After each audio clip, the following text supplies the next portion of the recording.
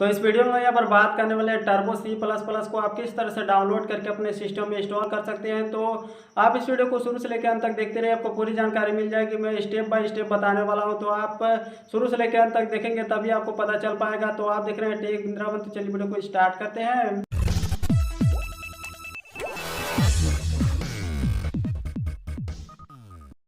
तो चलिए हम लोग यहाँ पर बात करते हैं किस तरह से आप टर्बो C++ को डाउनलोड करके आप अपने सिस्टम में इंस्टॉल कर सकते हैं। तो सिंपली आपको अपने ब्राउज़र में चले जाना होगा। ब्राउज़र में जाने के बाद आप सर्च कर सकते हैं यहाँ पर टर्बो C++ डाउनलोड। तो बहुत सारे ऐसे वेबसाइट हैं जो कि फैसिलिटी देते हैं, आप उसको डाउनलोड कर लें। तो डाउनलोड करने के बाद सिंपली क्या करना होगा कि आपको जहाँ पर भी आपने डाउनलोड किया वहाँ से उसको उठा करके अपने जो कि ड्राइव है C ड्राइव में लाना है, और यहाँ पर आपको एक डायरेक्टरी क्रिएट करना है। तो भी डाउनलोड करेंगे तो वह जिप फाइल होगा, तो उसको आप एक्सट्रैक्ट कर लीजिए। तो सिंपली जिप फाइल को एक्सट्रैक्ट करने के बाद उस पर आपको डबल क्लिक करना होगा। डबल क्लिक करने के बाद वह आपसे पूछेगा इसको इसी डायरेक्टरी में इंस्टॉल करना है या फिर आप अपना डायरेक्टरी चेंज करना चाहते हैं। यदि आप वो C ड्राइव में है तो सिंपली आप उसी में इंस्टॉल कर लीजिए। तो यदि आप अपने ड्राइव को चेंज करके C ड्राइव में आए तो सिंपली आपको एंटर बटन पर प्रेस करना होगा। एंटर बटन प्रेस करने के बाद वह इंस्टॉल होना स्टार्ट हो जाएगा।